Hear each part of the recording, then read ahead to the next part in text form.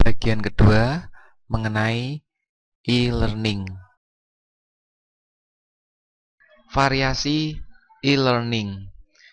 Variasi e-learning meliputi standalone courses, courses taken by a solo learner, self-paced without interaction with an instructor or classmates, virtual classroom courses, online class structured much like a classroom course, learning games and simulations, learning by performing simulated activities that require exploration and lead to discoveries, embedded e-learning, e-learning included in another system, such as a computer program, a diagnostic procedure, or online help.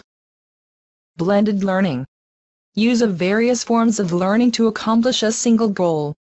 May mix classroom and e-learning or various forms of e-learning. Mobile learning, learning from the world while moving about in the world, aided by mobile devices such as PDAs and smartphones. Knowledge management, broad uses of e-learning, online documents, and conventional media to educate entire populations and organizations rather than just individuals. dalam penyusunan e-learning perlu melakukan kolaborasi. Kolaborator atau tim yang menyusun e-learning meliputi Instruction designer, media design, software engineering, economics. Keempat kolaborator ini memiliki perannya masing-masing. Berikut ini peran mereka.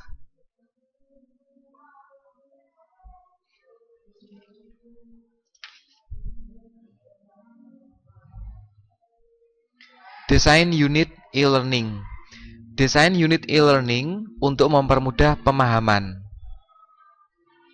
Pertama, dimulai dari kurikulum. Kurikulum diturunkan menjadi berbagai mata kuliah atau course. Mata kuliah diturunkan dalam pokok bahasan atau lesson. Pokok bahasan diturunkan menjadi subpokok bahasan atau topik. Dan masing-masing topik diturunkan dalam aktivitas pembelajaran. Berikut ini merupakan contoh aplikasi model desain e-learning. Kurikulum, misalnya prodi manajemen, mata kuliahnya statistika bisnis, pokok bahasannya ini sebagai contoh uji beda dua populasi. Ini untuk pertemuan 9 jika kita melihat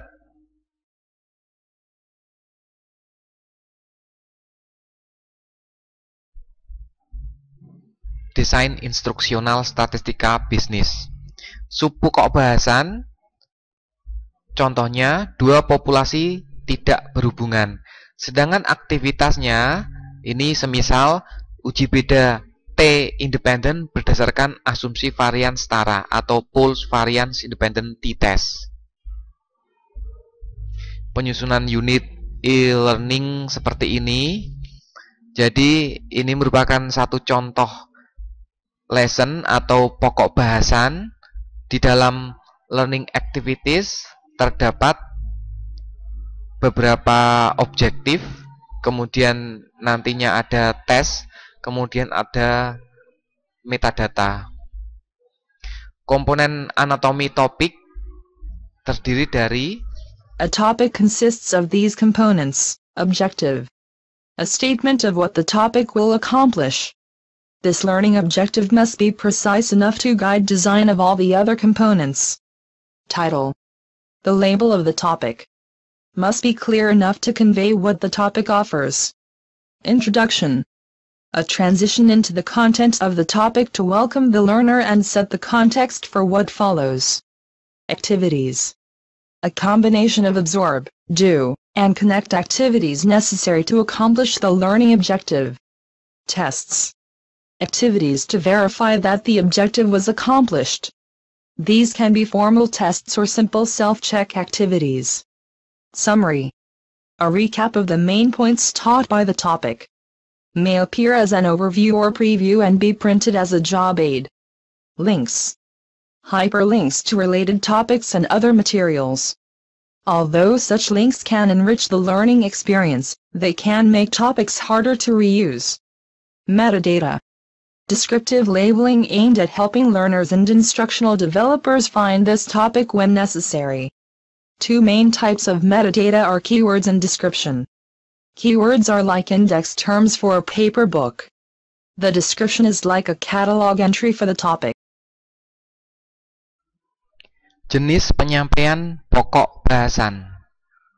Classic tutorial, book-like structure, scenario-centered lesson, essential learning tutorial, exploratory tutorial, subject-specific structure.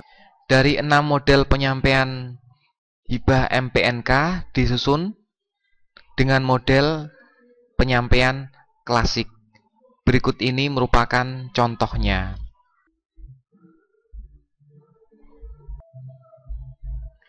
Ini merupakan contoh penyampaian tutorial penyampaian mata kuliah secara klasik.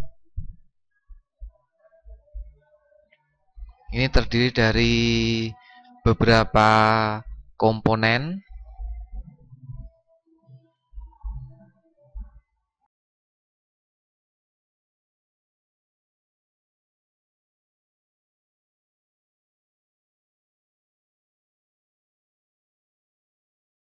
Di dalam model ini juga ada videonya, misal Hi, I'm Jim Morton, and I'm going to show you the simple tasks involved in making a cup of coffee. The first thing I need to do kemudian is make sure pada akhir subbab subpokok bahasan ada pertanyaan atau pelatihan yang diminta untuk dijawab.